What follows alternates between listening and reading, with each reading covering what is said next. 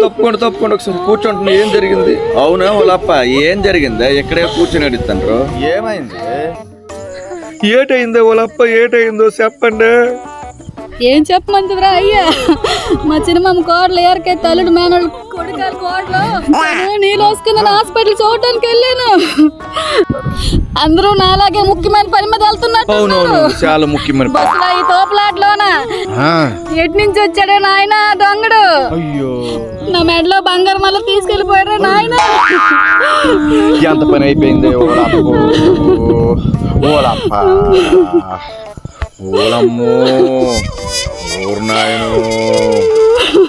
ఊరుకో. నీకేటయిందే ఓలప్ప? కొంపది సీరియల్ మధ్య గట్ట కరెంట్ పోయిందే ఏట? చెప్పింది ఏదో. మా చిన్న కోళ్ళు మేనమామ అల్లుడు అమ్మకి కొడుకు పుట్టాడు. చూడకపోతే బాగోదని ఆధార పట్టుకుని ఈ దారినే వెళ్ళవా? నుంచి వచ్చాడు మా ఇల్లుడు. ఎనపెట్ల ముచ్చటగా 3 వారాల నుంచి దాచుకుని 7 వార నగలు ఎత్తుకుపోయాడు. ఆపండి.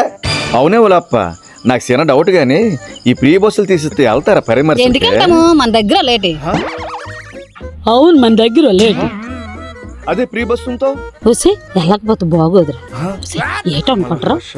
బాగుండదు కదా, మాట వచ్చేదో వెళ్ళకపోతే.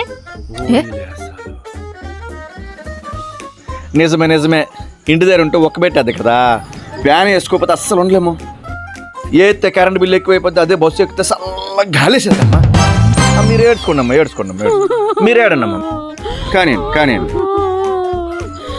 ఆహా నాయన మహానుభావుడా, ఎక్కడున్నావు నాయన? వీళ్ళే ఏడిపిస్తూ వీళ్ళ నగలతో ఏం చేస్తున్నావు? ఎక్కడున్నావు ఒకసారి కనిపించిన ఆయన. నిన్ను చూడాలని ఉంది నాయన.